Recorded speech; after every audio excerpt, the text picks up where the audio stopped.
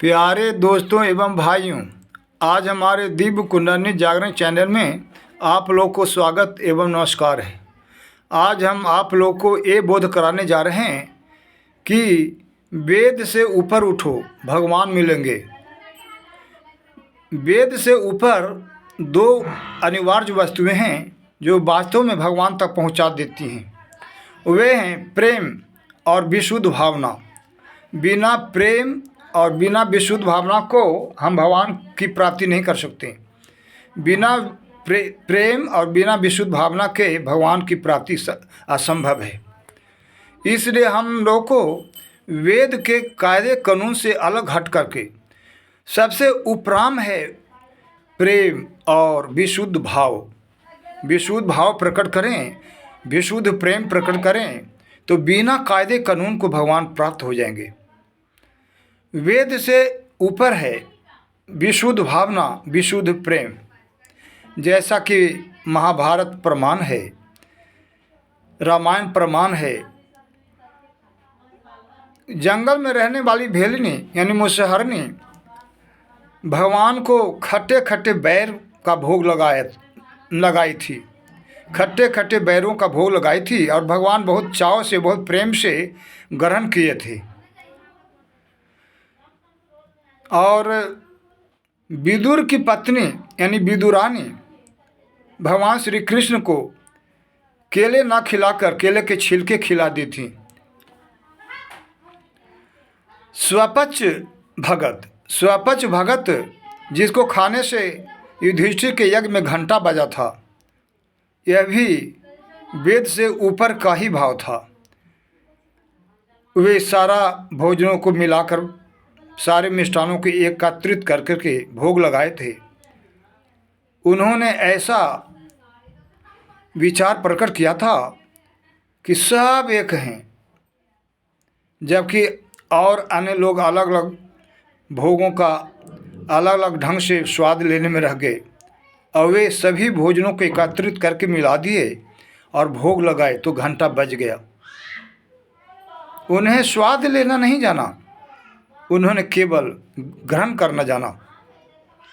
तो ये भी वेद से ऊपर की ही बात है, जिसको खाने से घंटा बजा था। तो ये तीन प्रमाण हैं कि जो इन तीनों ने प्रत्यक्ष प्रमाण दे करके ये सिद्ध कर दिया कि जो वेद के कायदे कानून से ऊपर उठ करके भगवान से संबंध जोड़ता है, भगवान से प्रेम करता है, उनको विशुद्ध भावना प्रकट करता है, उसे भगवान मिल जाते हैं। ऐसे भी श्री कृष्णचंद्र जी लीला में बतलाते हैं कि मेरे हिये में गई समाई भक्तन की भाव भरी भक्ति। मेरे हिये में गई समाई भक्तन की भाव भरी भक्ति। मैं रूझूँ एक चुल्लू जल पे, बिक जुआऊँ एक तुलसी दल पे। प्रेमन सुधा सुहाय भक्तन की भाव भक्ति। मेरे हिये में गई समाई भक्तन की भाव भक्ति। प्रेमन सुधा सुहाय भक्तन की भाव भरी भक्ति।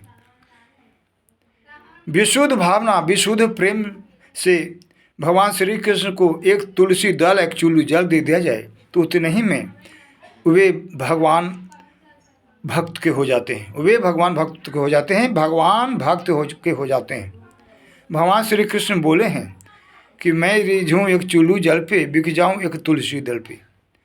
जो भक्त प्रेम से, विशुद्ध भावना से मुझे एक चुल्लू जल देता है, एक तुलसी दल दे देता है, तो मैं उसका हो जाता हूँ। समझिए कि भक्त ने मुझे खरीद लिया है। क्या ये वेद से ऊपर का नियम नहीं है? अवश्य है, इसमें दो मत की बात नहीं। तो मेरे हिये में गई समाई भक्तन की भाव भरी भक्ति। प्रेमन सुधा सुहाय भक्तन की भाव भरी भक्ति। तो इस तरह से चार प्रमाण दे करके हम आप लोग को बीच बोध करा रहे हैं कि वेद से ऊपर उठो तो भगवान मिलेंगे। इसमें दो मत की बात नहीं है। प्रेम से युक्त होकर के, प्रेम से शन कर करके शबरी जी ने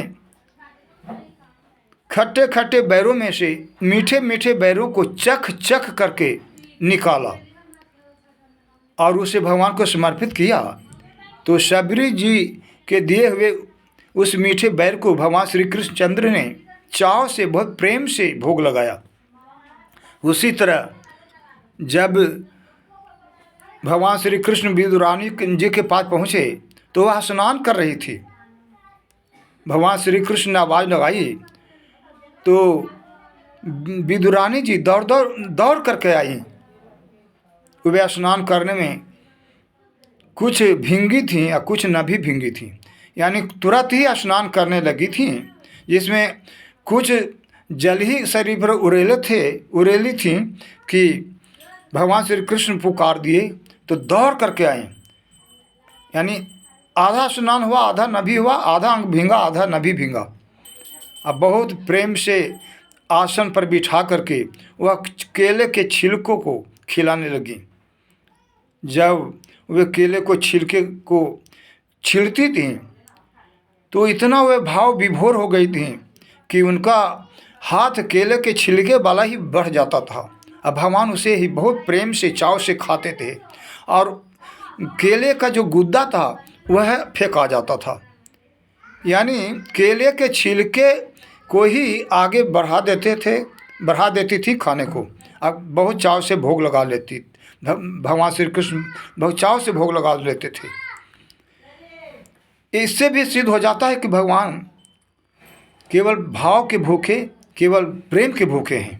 तो ये सब कायदे कानून भगवान वेद से ऊपर है, इसमें दो मत की बात नहीं। उसी तरह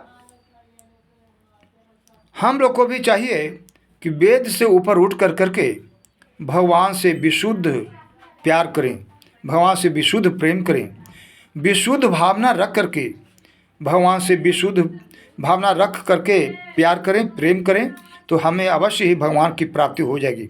इसमें दो मत की बात नहीं। वेद से ऊपर उठो तो भगवान मिलेंगे, इसमें दो मत की बात नहीं। इन प्रमाणों से सिद्ध हो जाता है कि भगवान भाव के भूखे हैं, भगवान प्रेम के भूखे हैं, और कोई भी कायदे कानून के भूखे नहीं हैं। और उनका केवल नाम का जाप करने से भगवान मिल जाते हैं, यानी भगवान के नाम के जप मात्र से भगवान मिलते हैं, विशुद्ध भावना से, विशुद्ध प्रेम से।